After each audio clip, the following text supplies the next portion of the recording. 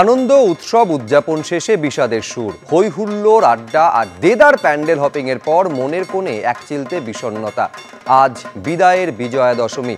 একের পর এক ঘাটে প্রতিমা নিরঞ্জনের পালা চলছে। টাকির ছবি আপনারা দেখতে পাচ্ছেন ইছামতি নদীতে, একেবারে মাঝ নদীতে নিয়ে গিয়ে নৌকায় করে প্রতিমা নিরঞ্জনের পালা চলছে। ঘাটে ঘাটে কার্যত এই ছবি। দুর্যোগ মাথায় নিয়ে প্রবল বৃষ্টিকে সঙ্গে করে প্রতিমা বিসর্জন চলছে। আবহাওয়া দফতরের তরফে আগেই জানিয়ে দেওয়া হয়েছিল যে আজ থেকে বৃষ্টির পরিমাণ বাড়বে এবং এই বৃষ্টির পরিমাণ আগামী 48 ঘন্টায় এই বৃষ্টি চলবে। আর তার মধ্যে দুর্যোগকে সঙ্গী করে একের পর এক ঘাটে প্রতিমা নিরঞ্জনের পালা চলছে। এইটা বিসর্জনের মুহূর্তের ছবি দেখতে পাচ্ছেন।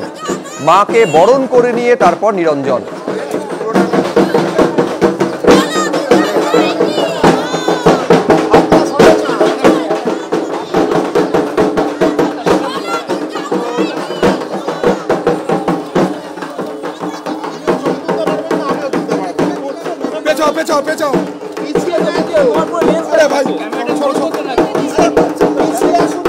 মণ্ডপে মণ্ডপে দেবী বরণ, সিঁদুর খেলা এবং তারপর প্রতিমা নিরঞ্জন। চারটি ছবি আপনাদের সামনে আমরা রেখেছি। বাগবাজার সর্বজনীনের ছবি দেখছেন, মুদিয়ালি ক্লাবের ছবি দেখছেন শোভাবাজার রাজবাড়ি এবং নয়াদিল্লির সিআর পার্কের ছবি।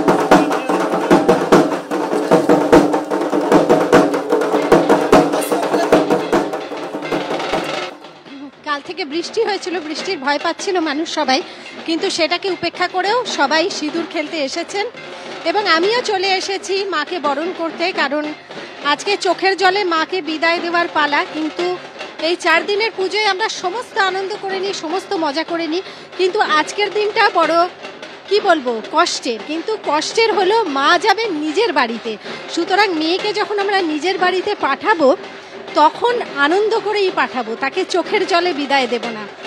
মাকে বরণ করাটা হচ্ছে খুবই মুখ্য আমাদের ক্ষেত্রে, কারণ মাকে বরণ করলে সমস্ত গ্লানি ধুয়ে যায়। মানুষের যে অড়া থাকে সেই অড়াতে তো অনেক কর্ম জমা হয় সারা বছর ধরে।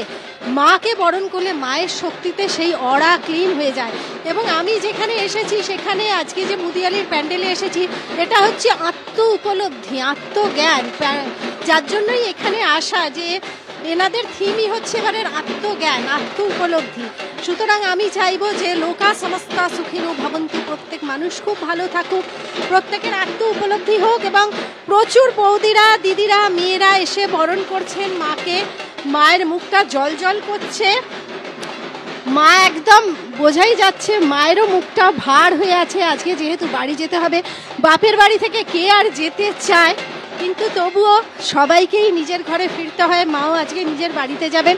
আমি এখন মাকে বরণ করব। এটা আমার কাছে খুব খুব আনন্দের লাগছে যে আজকে আমি মুদিয়ালিতে এসেছি, এখানে এসে মাকে বরণ করব এবং সেই বরণটা আশা করি সবাই দেখতে পাবে, সবার খুব ভালো লাগবে। সবাইকে জানাই শুভ শারদীয়ার শুভেচ্ছা, শুভ বিজয়া। কথাটা আমার বলতে ভালো লাগে না, আজকে বৃহস্পতিবার, অনেক জায়গায় প্রতিমা নিরঞ্জন হবেন না, কিন্তু যারা মনে করেন যে আজকে পর আর মাকে আটকাবেন না, তারা অবশ্যই মাকে বিদায় দেবেন। এবং এখন আমি মাকে বরণ করি।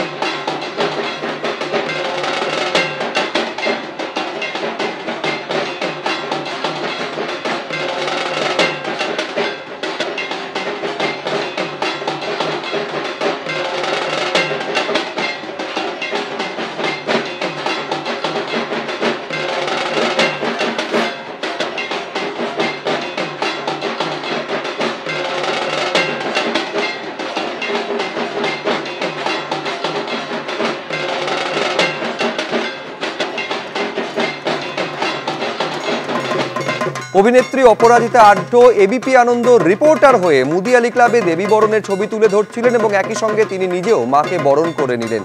আর এবার আপনাদের বাগবাজার ঘাটে প্রতিমা নিরঞ্জনের ছবিটা তুলে ধরবো। আবিরকে বলবো ছবিটা দেখানোর জন্য।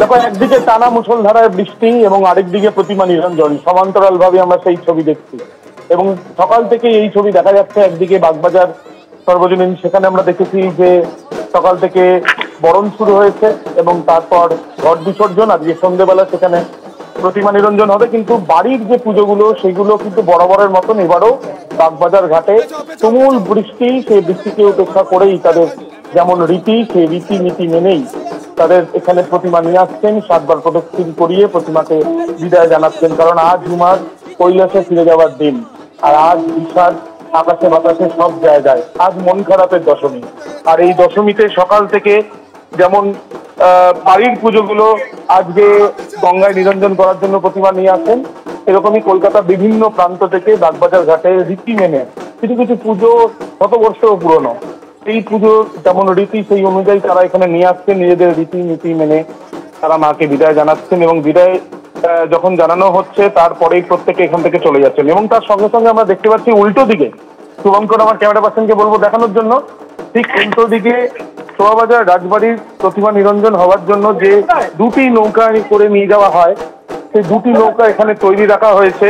প্রতীকী নীলকণ্ঠ পাখি সেটা ওড়ানো হবে এবং তার সঙ্গে এই যে 2 নৌকা, সেই নৌকা ইতিমধ্যে কাঠের পাটাতন দিয়ে দুটোকে যুক্ত করা হয়েছে। আমরা জানি প্রতিবারের মতন এবারই কথায় রয়েছে যে শোভাবাজার রাজবাড়ির প্রতিমা সবার আগে নিরঞ্জন হয় এবং তারপর আশেপাশে অন্যান্য পুজোর প্রতিমা নিরঞ্জন হওয়ার রীতি।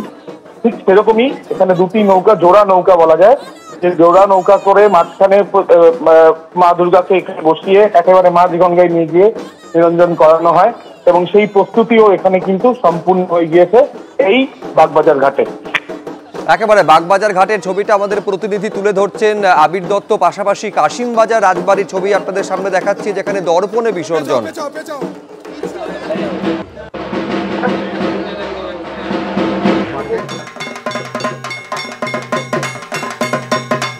আর এই প্রাকৃতিক দুর্যোগকে মাথায় নিয়ে ঘাটে ঘাটে প্রতিমা নিরঞ্জনের পালা চলছে। দিনভর এইরকম পরিস্থিতি বজায় থাকবে।